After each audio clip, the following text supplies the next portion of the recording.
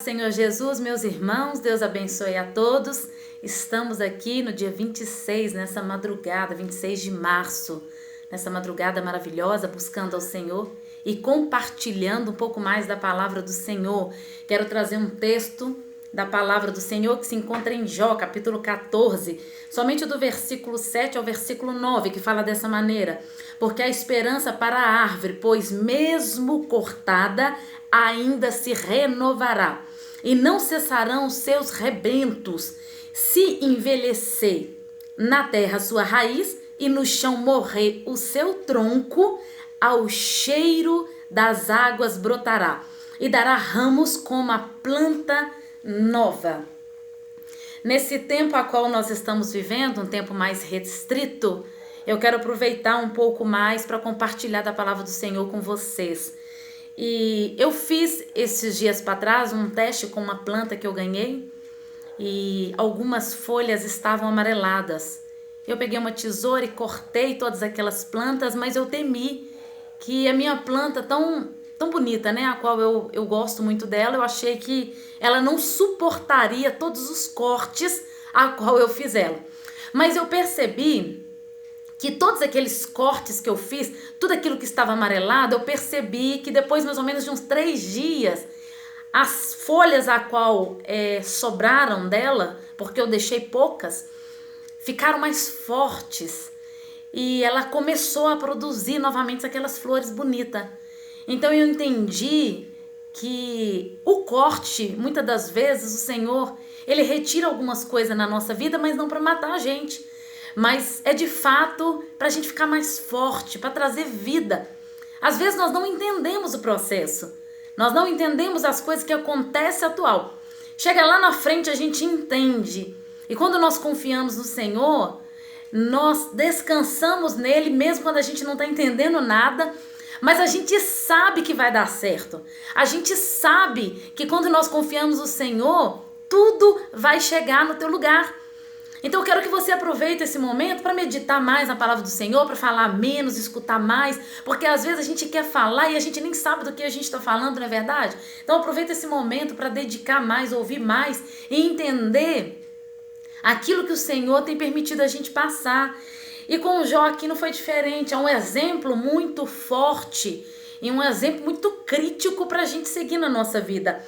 Jó, ele teve as suas características exposta para o inimigo pelo próprio Deus. Não foi um amigo, um pai, um parente que falou as características de Jó. Foi o próprio Deus que descreveu o perfil de Jó. Jó era simplesmente um homem sincero, reto e temente a Deus. Eu coloquei algumas observações aqui que é importante para o nosso crescimento espiritual nessa madrugada. E Jó, ele chegou num nível de escassez crítico. Jó, com a tua família, com a tua esposa, com servos, com toda a prosperidade ao qual o Senhor deu, Jó, de repente, Jó, ele perde tudo. Jó, ele perdeu tudo em uma provação.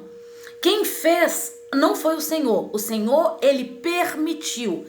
O Senhor não coloca enfermidade, destruição, nada disso vem de Deus. Só que Deus permite as provações na nossa vida. E nós aprendemos ao meio da dor. Nós aprendemos no meio da dificuldade mesmo.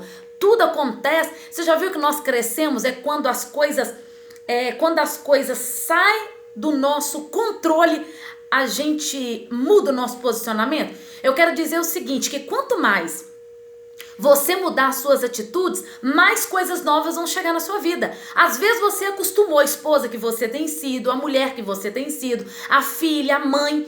Mas eu te convido essa madrugada a você mudar as suas atitudes. Quanto mais você mudar as suas atitudes, mais vai ter coisas novas na tua vida.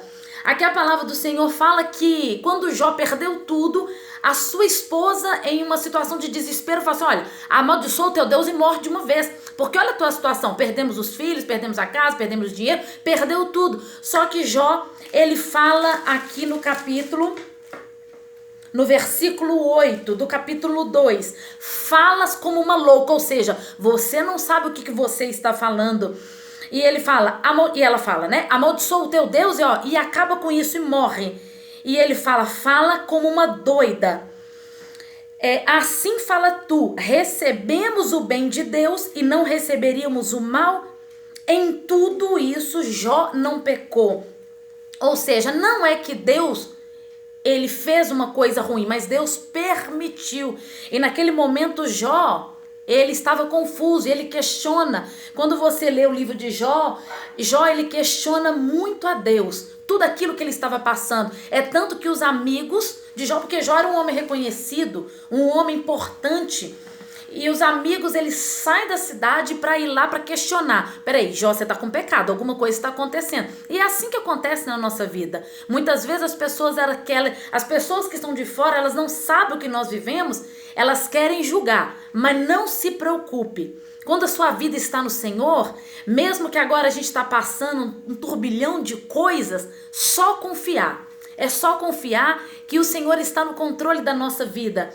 E aí no momento de desespero, lá no capítulo 13, Jó ele fala, em meio à dor, olha que mistério, em meio à dor, Jó ele declarou, ainda que ele Deus, me mate, nele eu esperarei.